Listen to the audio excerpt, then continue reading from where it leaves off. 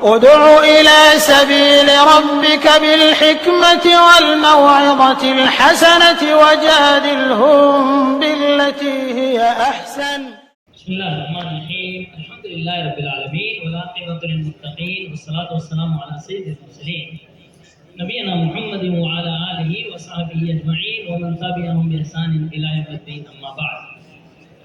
محترم سامعین کرام، اللہ رب العالمین کا شکر اور اس کا احسان ہے کہ اس نے ہمیں رمضان المبارک کے اندر عبادت کرنے کی توفیق دی۔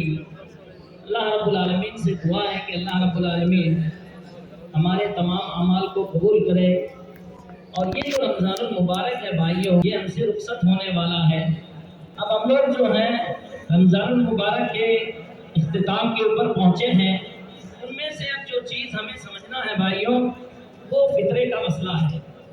یہ جو فطرہ ہے بھائیوں، یہ ہر مسلمان کے اوپر واجب ہے، فرض ہے، چھوٹا ہو بڑا ہو، مستطیع ہو غیر مستطیع ہو، سب کے اوپر اللہ رب العالمین کی طرف سے جو ہے فرض کیا گیا ہے۔ جس شخص کے پاس ایک دن کے کھانے سے زیادہ ہے، اس کے اوپر جو ہے یہ صدقہ فطر واجب ہے۔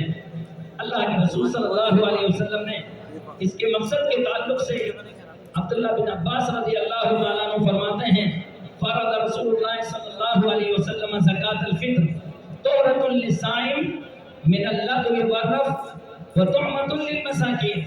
اللہ کے رسول صلی اللہ علیہ وسلم نے صدقہ فطر کو ہمارے اوپر واجب قرار دیا ہے۔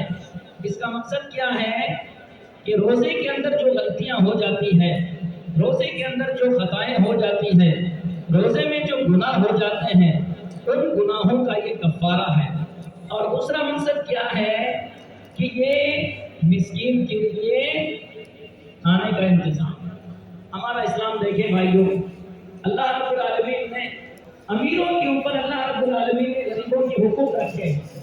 ان میں سے ایک حق یہ بھی ہے کہ ہم خاص طور پر عید کے دن میں جو ہے غریبوں کو یاد رکھیں۔ اسی بنا پر اللہ رب العالمین نے فرمایا انما المؤمنون اخوہ فاصلحوا بین اخویکم۔ اسی طریقے سے دوسری چیز یہ ہے شکر نعم اللہ علی الصائمین باتمام الصیام والغنی عن الناس۔ اللہ رب العالمین کے نعمت کا شکر ادا کرنا کہ اللہ رب العالمین نے اس نعمت کو ہمیں عطا کیا، ہمیں بے نیاز بنایا، اور اللہ رب العالمین نے روزے رکھنے کی توفیق دی۔ اس روزے رکھنے کی توفیق کی کہ شکریہ کے اندر ہم لوگ کیا کرتے ہیں بھائیوں؟ فطرہ نکالتے ہیں۔ یہ اللہ رب العالمین کی طرف سے ہمارے اوپر انعام ہے۔ اسی طریقے سے اشاعۃ للمودۃ والالفہ بین فئات المجتمع، اس سے ایک فائدہ یہ بھی ہے کہ آپسی محبت پیدا ہوتی ہے۔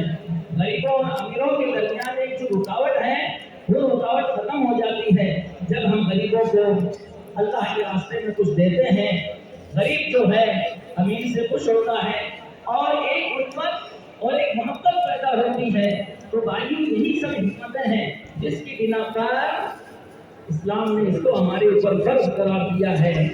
اور یہ بھائیوں فرض رسول اللہ صلی اللہ علیہ وسلم زکات الفطر صاع من تمر اور صاع من شعیر على الذكر والأنثى والصغير والكبير والحر والعبد من المسلمين وأمر أن تؤدى قبل خروج الناس بالصلاة۔ اللہ کے رسول صلی اللہ علیہ وسلم نے فطرہ جو ہے ضروری قرار دیا، فرض قرار دیا ہے۔ ایک صاع گیہوں میں سے ہو یا تمر میں سے ہو، کھجور میں سے ہو، مرد ہو یا عورت ہو، مسلمانوں کی طرف سے نکالا جائے گا، اور یہ عید کی نماز ادا کرنے سے پہلے دیا جائے۔ ولا يجوز اخراج القیمہ، یعنی اس کی قیمت نکالنا صحیح نہیں ہے۔ بہت سارے بھائی کہتے ہیں کہ لاؤ ہم جو ہے کتنی قیمت ہے قیمت دے دیتے ہیں۔ نہیں بھائی، اللہ کے رسول صلی اللہ علیہ وسلم کے زمانے میں پیسے موجود تھے۔ اللہ کے رسول صلی اللہ علیہ وسلم کے زمانے میں دینار اور درہم موجود تھے، لیکن اس کے باوجود اللہ کے رسول صلی اللہ علیہ وسلم نے پیسے نہیں نکالے، صحابہ اکرام نے بھی پیسے نہیں نکالے۔ تو اس سے کیا بات معلوم ہوئی کہ پیسے رہنے کے باوجود بھی ہمیں جو ہے غلے میں سے 2.5 کلو غلہ جو ہے وہ اللہ رب العالمین کے راستے میں دینا ہے۔ اس کی جو مقدار ہے بھائیوں وہ کیا ہے؟ 2.5 کلو۔ السا حوالی کلو ونصف، ایک سا جو تقریباً 2.5 کلو کے برابر ہوتا ہے۔ تو یہ 2.5 کلو جو ہے ہم لوگ غریبوں اور مسکینوں کو ہمیں دینا ہے۔ اچھا، اس کے مستحقین کون ہیں؟ سب سے پہلی چیز تو بھائی جہاں پر آپ روزہ رہ رہے ہیں وہیں کے مسکینوں کو آپ دیں۔ اب آپ سوال کرنے لگتے ہیں کہ یہاں کون سے مسکین ہیں؟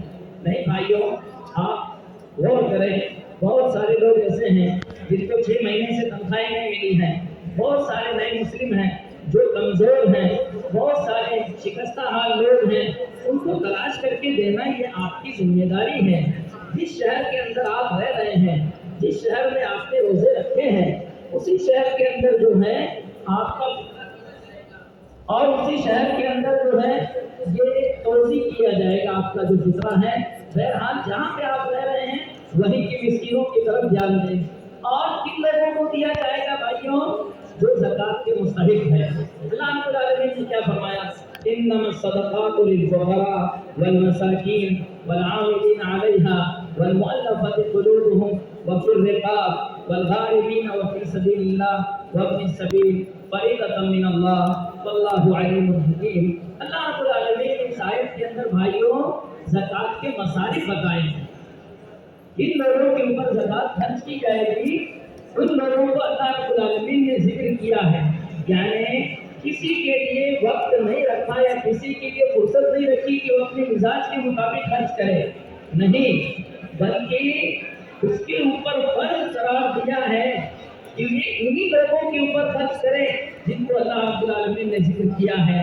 بہت سارے بھائی کسی اور مصرف کے اندر لگا دیتے ہیں زکوٰۃ کے پیسے، کبھی مسجدوں کے اندر ڈال دیتے ہیں، کبھی مدرسوں کے اندر ڈال دیتے ہیں، کبھی اور چیزوں کے اندر، کوئی ہاسپٹل بنانے لگتے ہیں زکوٰۃ کے پیسوں سے۔ بھائیوں غلط ہے، زکوٰۃ کے پیسوں سے ہاسپٹل نہیں بنایا جاتا ہے، زکوٰۃ کے پیسے مسجد میں بھی نہیں لگتے ہیں، زکوٰۃ کے پیسے مدارس میں بھی نہیں لگتے ہیں، صرف ان مدارس کے اندر لگتے ہیں جن میں غریب بچے پڑھ رہے ہوں، ان کے کھانے کا انتظام اگر مدرسے والے کر رہے ہیں تو اس زکوٰۃ کے پیسے میں سے ان کو دیا جا سکتا ہے۔ لیکن عام راستہ اگر ہم کھول لیں مدرسین کی تنخواہ کے لیے اور اسی طریقے سے اور مدرسے کے کام کے لیے، یہ جائز نہیں ہے بھائیوں، کیونکہ اللہ رب العالمین نے زکوٰۃ کے مصارف معین کیے ہیں کہ زکوٰۃ کے یہ مصارف ہیں، انہی کے اندر اگر زکوٰۃ دے دو تو زکوٰۃ قبول کی جائے گی، ورنہ اللہ رب العالمین زکوٰۃ قبول کرنے والا نہیں ہے۔ تو بھائیوں زکوٰۃ عبادت ہے، اس کا دینا کس کا طریقہ بھی اللہ کے رسول صلی اللہ علیہ وسلم نے بتا دیا ہے۔ اللہ رب العالمین نے ہماری رہنمائی کی ہے کہ کن کن لوگوں کو ان کو اسے دیا جائے گا، لہٰذا زکوٰۃ انہی لوگوں کو دیا جائے جن کا حکم اللہ رب العالمین نے ہمیں دیا ہے۔ اللہ رب العالمین سے دعا ہے کہ اللہ رب العالمین ہمارے صدقات کو، ہماری زکوٰۃ کو، ہماری دعاؤں کو اور ہمارے روزوں کو قبول کرے۔ اور بھائیوں یہ جو مخیم کا نظام جو اللہ جزائے خیر دے آپ نے شرکت کی، ہمیں بڑی خوشی ہوتی ہے کہ ہمارے بھائی جو ہیں دینی پروگراموں کے اندر شرکت کرتے ہیں۔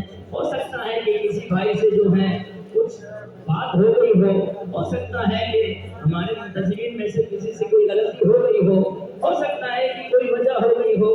بہرحال بشر ہونے کے ناطے جو ہے ایسی خطائیں ہوتی رہتی ہیں، لیکن اسلامک سینٹر آپ کا خوش دل سے استقبال کرتا ہے۔